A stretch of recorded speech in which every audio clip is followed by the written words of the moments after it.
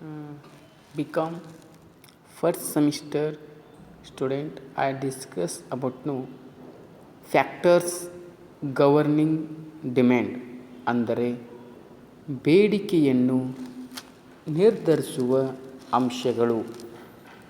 Introduction. ಬೇಡಿಕೆ ನಿಯಮದ ಪ್ರಕಾರ ವಸ್ತುವಿನ ಬೇಡಿಕೆಯು ಅದರ ಬೆಲೆಯನ್ನು ಅವಲಂಬಿಸುತ್ತದೆ. ಬೆಲೆಯಲ್ಲಿ ಬದಲಾವಣೆ ಆದಂತೆ ಬೇಡಿಕೆಯಲ್ಲಿಯೂ ಬದಲಾವಣೆ ಆಗುತ್ತಾ ಹೋಗುತ್ತದೆ. ಆದರೆ ಬೇಡಿಕೆಯು ಕೇವಲ ಬೆಲೆಯನ್ನು ಅವಲಂಬಿಸಿರದೆ ಇತರ ಅಂಶಗಳನ್ನು ಅವಲಂಬಿಸಿರುತ್ತದೆ. ಅನೇಕ ಸಲ ಬೆಲೆಯು ಸ್ಥಿರವಾಗಿದ್ದರೂ ಬೇಡಿಕೆಯಲ್ಲಿ ಬದಲಾವಣೆ ಆಗುವುದುಂಟು. ಇಂತಹ ಬದಲಾವಣೆಯು ಈ ಕೆಳಗೆ ಕೊಟ್ಟ ಕಾರಣಗಳಿಂದ ಉಂಟಾಗುತ್ತದೆ. ಅದರಲ್ಲಿ ಫಸ್ಟ್ ಒನ್, ಜನಸಂಖ್ಯೆಯಲ್ಲಿ ಬದಲಾವಣೆ. ಬೇಡಿಕೆಯನ್ನು ನಿರ್ಧರಿಸುವ ಅಂಶಗಳಲ್ಲಿ ಮೊದಲನೇ ಒಂದು ಅಂಶ ಜನಸಂಖ್ಯೆಯಲ್ಲಿ ಬದಲಾವಣೆ. ಜನಸಂಖ್ಯೆಯು ಹೆಚ್ಚಾದರೆ ಸಾಮಾನ್ಯವಾಗಿ ಎಲ್ಲ ವಸ್ತುಗಳ ಬೇಡಿಕೆಯು ಅಧಿಕವಾಗುತ್ತದೆ. ತದ್ವಿರುದ್ಧವಾಗಿ ಜನಸಂಖ್ಯೆಯು ಕಡಿಮೆ ಆದರೆ ಎಲ್ಲ ವಸ್ತುಗಳ ಬೇಡಿಕೆಯು ಕಡಿಮೆ ಆಗುತ್ತದೆ. ಅಂದರೆ ಒಂದು ವಸ್ತುವಿನ ಬೆಲೆಯು ಅಥವಾ ಬೇಡಿಕೆಯು ಹೆಚ್ಚಾಗಬೇಕಾದ್ರೆ ಈ ಒಂದು ಜನಸಂಖ್ಯೆಯಲ್ಲಿ ಕೂಡ ಒಂದು ಕಾರಣ. ಯಾಕಂದರೆ ಹೇಗೆ ದೇಶದಲ್ಲಿ ಅಥವಾ ಒಂದು ಕುಟುಂಬದಲ್ಲಿ ಜನಸಂಖ್ಯೆ ಹೆಚ್ಚಾಗ್ತದೆ, ಹಾಗೆಂಪ ವಸ್ತುಗಳ ಬೇಡಿಕೆಯು ಅಧಿಕವಾಗುತ್ತಾ ಹೋಗುತ್ತದೆ.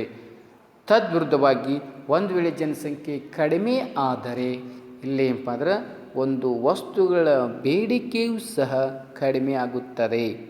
ಉದಾಹರಣೆಗೆ, ಒಂದು ಕುಟುಂಬದಲ್ಲಿ ಪ್ರಾರಂಭದಲ್ಲಿ 5 ಜನ ಇದ್ದು ಸುಮಾರು ಒಂದು 10 ವರ್ಷದ ನಂತರ ಆ ಕುಟುಂಬದಲ್ಲಿ ಮೊದಲು 5 ಜನ ಇರ್ತಾರೆ, ಆಗಿಲ್ಲೇ ಬೇಡಿಕೆ ಕಡಿಮೆ ಇರ್ತದೆ. ಮುಂದೊಂದು 10 ವರ್ಷದ ಅಥವಾ 5 ವರ್ಷದಲ್ಲಿ ಆ ಕುಟುಂಬದಲ್ಲಿ ಸುಮಾರು ಒಂದು 20 ಜನ ಆದಾಗ ಅಥವಾ 25 ಜನ ಆದಾಗ ಅಲ್ಲೇ ಬೇಡಿಕೆ ಪ್ರಮಾಣ ಹೆಚ್ಚಾಗುತ್ತದೆ. ಇದೇನಪ್ಪ ಅಂದ್ರೆ ಒಂದು ಬೇಡಿಕೆ ನಿರ್ಧರಿಸುವಂಥ ಒಂದು ಅಂಶಗಳಿಗೆ ಮುಖ್ಯವಂತ ಒಂದು ಕಾರಣ ಅಂತೇಳಿ ಕರೆಯಬಹುದು. ಇನ್ನು ಅದೇ ರೀತಿಯಾಗಿ ಬೇಡಿಕೆಯನ್ನು ನಿರ್ಧರಿಸುವ ಎರಡನೇ ಒಂದು ಕಾರಣ ಅಥವಾ ಎರಡನೇ ಒಂದು ಅಂಶ ಹವಾಮಾನದಲ್ಲಿ ಬದಲಾವಣೆ. ಅದರಲ್ಲಿ ಹವಾಮಾನದಲ್ಲಿ ಉಂಟಾಗುವ ಬದಲಾವಣೆಗಳಿಂದ ವಸ್ತುಗಳ ಬೇಡಿಕೆಯಲ್ಲೂ ಸಹ ಬದಲಾವಣೆ ಆಗುತ್ತದೆ. ಉದಾಹರಣೆಗೆ, ಚಳಿಗಾಲದಲ್ಲಿ ವಿಪರೀತ ಚಳಿ ಇದ್ದರೆ ಉಣ್ಣೆ ಬಟ್ಟೆಗಳಿಗೆ ಬೇಡಿಕೆ ಹೆಚ್ಚಾಗುತ್ತದೆ. ಇಲ್ಲೇನಪ್ಪ ಅಂದರೆ ಒಂದು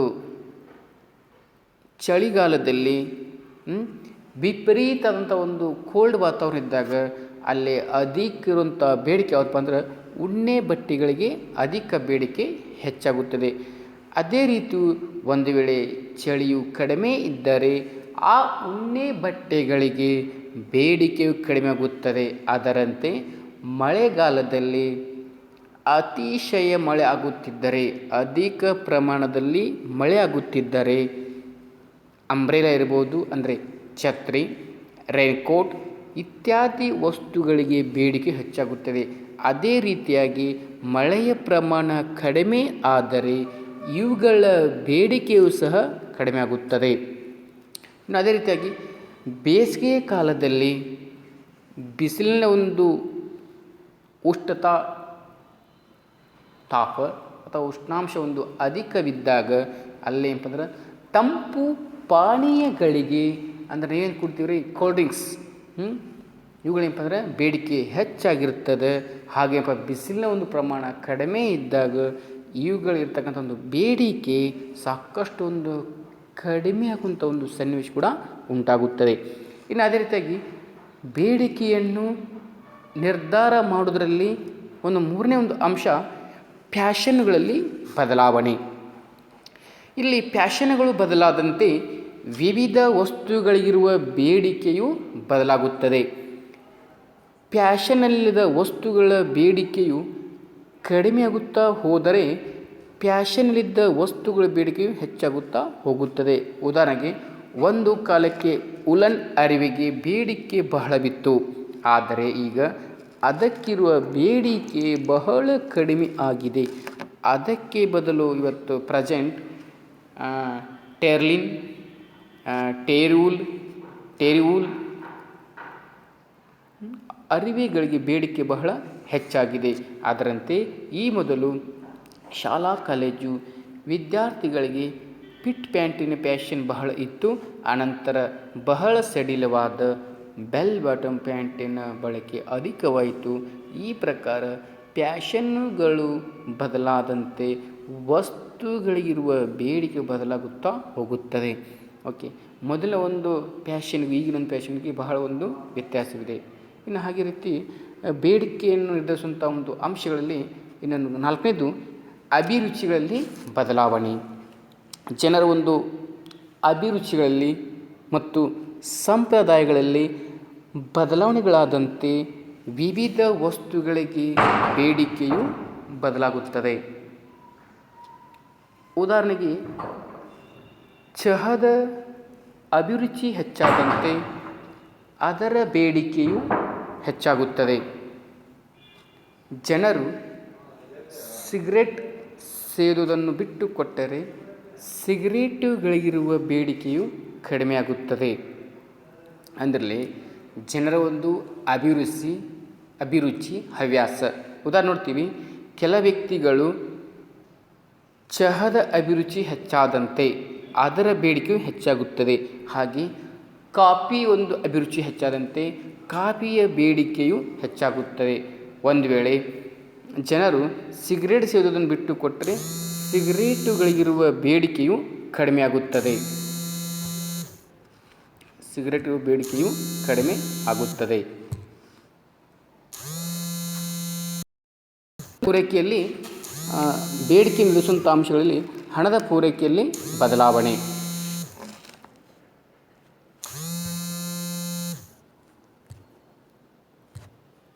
ಹಣದ ಪೂರೈಕೆಯಲ್ಲಿ ಬದಲಾವಣೆ. ದೇಶದಲ್ಲಿ ಹಣದ ಪೂರೈಕೆಯು ಹೆಚ್ಚಾಗಿ ಬದಲಾವಣೆಯು ಹೆಚ್ಚಾದರೆ ಆಗ ಜನರ ಬಳಿ ಹೆಚ್ಚು ಹಣವಿರುತ್ತದೆ. ಅಂದರೆ ಜನರ ಕೊಳ್ಳುವ ಶಕ್ತಿ ಹೆಚ್ಚಾಗುತ್ತದೆ. ಅಂದರೆ ಜನರಲ್ಲಿ ಹಣದ ಒಂದು ಪ್ರಮಾಣ, ಹಣದ ಒಂದು ಹರಿವು, ಹಣದ ಒಂದು ಚಲಾವಣೆ, ಹೇಗೆ ಜನಕ್ಕೆ ಹಣದ ಒಂದು ಚಲಾವಣೆ ಜಾಸ್ತಿ ಆಗ್ತದೆ ಹಾಗೆ ಏನಪ್ಪ ಅಂದ್ರೆ ಒಂದು ವಸ್ತುವಿನ ಕೊಂಡುಕೊಳ್ಳುವಂಥ ಬೆಲೆ ಹೆಚ್ಚಾಗುತ್ತದೆ. ಹಾಗೆ ಡಿಮ್ಯಾಂಡ್ ಕೂಡ, ಅದೊಂದು ಬೇಡಿಕೆ ಕೂಡ ಹೆಚ್ಚಾಗುತ್ತದೆ. ಅವರು ಅನೇಕ ವಸ್ತುವನ್ನು ಕೊಳ್ಳಲು ಪ್ರಾರಂಭಿಸುತ್ತಾರೆ. ಒಬ್ಬ ವ್ಯಕ್ತಿ, ಉದಾಹರಣೆಗೆ ಒಬ್ಬ ಸಾಮಾನ್ಯ ವ್ಯಕ್ತಿಯಲ್ಲಿ 1000 ರೂಪಾಯಿ ಬದಲು ನಾವು 50,000 ರೂಪಾಯಿನ ಕೈಯಲ್ಲಿ ನಾವು ಹಣವನ್ನು ಕೊಟ್ಟಾಗ ಆ ವ್ಯಕ್ತಿಯಲ್ಲಿ ವಸ್ತುಗಳನ್ನು ಕೊಂಡುಕೊಳ್ಳುವಂತಹ ಒಂದು ನಿರೀಕ್ಷೆ, ಅದೊಂದು ಪ್ರಮಾಣ ಹೆಚ್ಚಾಗುತ್ತದೆ. ಆಗ ಅವುಗಳ ಬೇಡಿಕೆಯು ಕೂಡ ಹೆಚ್ಚಾಗುತ್ತದೆ. ಒಂದು ವೇಳೆ ಹಣದ ಪೂರೈಕೆಯು ಕಡಿಮೆ ಆದರೆ, ಅಲ್ಲಿ ಹಣದ ಚಲಾವಣೆಯು ಕಡಿಮೆ ಆದರೆ ಆಗ ಜನರ ಬಳಿ ಕಡಿಮೆ ಹಣ ಇರುತ್ತದೆ. ಹಾಗೇನಪ್ಪ ಅಂದ್ರೆ ಅವರು ಕೊಂಡುಕೊಳ್ಳುವಂಥ ಶಕ್ತಿ ಕೂಡ ಕಡಿಮೆ ಆಗ್ತದೆ. ಹೀಗಾಗಿ ಜನರ ಒಂದು ಹಣದ ಪೂರೈಕೆಯಿಂದ ಕೂಡ ಒಂದು ಬೇಡಿಕೆ ಹೆಚ್ಚಳ ಮತ್ತು ಬೇಡಿಕೆ ಇಡುವಂಥ ಒಂದು ಸನ್ನಿವೇಶ ಉಂಟಾಗುವುದು. ಇನ್ನು ಹಾಗೆ ಬೇಡಿಕೆ ನಿರ್ಧರಿಸುವ ಅಂಶಗಳಲ್ಲಿ 6ನೇ ಒಂದು ಅಂಶ ಆದಾಯದ ಹಂಚಿಕೆಯಲ್ಲಿ ಬದಲಾವಣೆ. ಬೇಡಿಕೆಯು ಆದಾಯದ ಹಂಚಿಕೆಯನ್ನು ಅವಲಂಬಿಸಿರುತ್ತದೆ. ಸಾಮಾನ್ಯವಾಗಿ ಆದಾಯ ಮತ್ತು ಸಂಪತ್ತುಗಳು ವಿಷಮವಾಗಿ ಹಂಚಲ್ಪಟ್ಟಿರುತ್ತವೆ.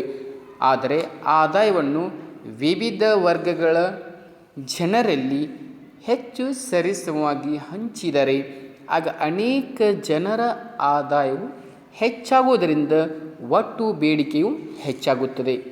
ಈಗ ನೋಡ್ತೀವಿ, ಈ ಒಂದು ಆದಾಯದ ಹಂಚಿಕೆಯಲ್ಲಿ ಸಾಕಷ್ಟೊಂದು ವೈಷಮ್ಯತೆ ಅಥವಾ ಒಂದು ಅಸಮಾನತೆ. ಉದಾಹರಣೆ ನೋಡ್ತೀವಿ, ಆದಾಯವನ್ನು ವಿವಿಧ ವರ್ಗಗಳಿಗೆ ಸರಿಸಮವಾಗಿ ಹಂಚದೆ ಇಲ್ಲೇನಪ್ಪ ಅಂದ್ರೆ ಒಬ್ಬರಿಗೆ ಅಧಿಕ ಆದಾಯವನ್ನು ಇನ್ನೊಬ್ಬರಿಗೆ ಕಡಿಮೆ ಆದಾಯವನ್ನು ಕೊಡೋದ್ರಿಂದ ಇಲ್ಲಿ ಬೇಡಿಕೆಯಲ್ಲಿ ಸಾಕಷ್ಟು ಒಂದು ಪರಿಸ್ಥಿತಿ ಬದಲಾವಣೆ ಆಗುತ್ತದೆ. ಒಂದು ಎಲ್ಲ ಜನರಿಗೂ ಸರಿ ಸಮನಾಗಿ ಆದಾಯವನ್ನು ಹಂಚಿದರೆ ಇಲ್ಲಿ ಬೇಡಿಕೆ ಏನಂದರೆ ಸಾಕಷ್ಟು ಒಂದು ಹೆಚ್ಚುವಂಥ ಒಂದು ಪರಿಸ್ಥಿತಿ ಉಂಟಾಗುತ್ತದೆ. ಇನ್ನು ಹಾಗೆ ಏಳೇ ಒಂದು ಅಂಶ ಬದಲಿ ವಸ್ತುಗಳ ಪೂರೈಕೆ. ಯಾವುದೊಂದು ವಸ್ತುವಿನ ಬೇಡಿಕೆಯು ಅದಕ್ಕಿರುವ ಬದಲಿ ವಸ್ತುಗಳ ಪೂರೈಕೆಯನ್ನು ಮತ್ತು ಅವುಗಳ ಬೆಲೆಯನ್ನು ಅವಲಂಬಿಸಿರುತ್ತದೆ. ಉದಾಹರಣೆಗೆ ಚಹಾ ಮತ್ತು ಕಾಫಿ ಇವು ಒಂದಕ್ಕೊಂದು ಬದಲಿ ವಸ್ತುಗಳು. ಓಕೆ, ಚಹಾ ಮತ್ತು ಕಾಫಿ, ಚಹಾ ಕೂಡ ಒಂದು ಪಾನೀಯ, ಕಾಫಿ ಕೂಡ ಒಂದು ಪಾನೀಯ. ಆದರೆ ಚಹಾಕ್ಕೂ ಮತ್ತು ಕಾಫಿ ಇರ್ತಕ್ಕಂಥ ಒಂದು ವ್ಯತ್ಯಾಸ. ಉದಾಹರಣೆಗೆ ಚಹಾದ ಬೆಲೆ ಅಷ್ಟೇ ಇದ್ದು ಕಾಫಿ ಬೆಲೆ ಇಳಿದರೆ ಜನರು ಚಹಾಕ್ಕೆ ಬದಲಾಗಿ ಕಾಫಿಯನ್ನು ಹೆಚ್ಚು ಪ್ರಮಾಣದಲ್ಲಿ ಸೇವಿಸಲು ಪ್ರಾರಂಭಿಸಬಹುದು. ಉದಾಹರಣೆ ಅಂತಂದ್ರೆ ಚಹಾದ ಬೆಲೆ 10 ರೂಪಾಯಿ ಇದೆ, ಆದರೆ ಕಾಫಿ ಬೆಲೆ ಅಂತಂದ್ರೆ 10 ಇದ್ದು 5ಕ್ಕೆ ಇಳಿದರೆ ಆಗ ಜನರು ಚಹಾವನ್ನು ಸಕ್ರಿಫೈಸ್ ಮಾಡಿ, ತ್ಯಾಗ ಮಾಡಿ ಇಲ್ಲಿ ಕಾಫಿಗೆ ಒಂದು ಬೇಡಿಕೆ ಅಧಿಕವಾಗುವಂಥ ಒಂದು ಸನ್ನಿವೇಶ ಉಂಟಾಗುವುದು. ಒಂದು ವೇಳೆ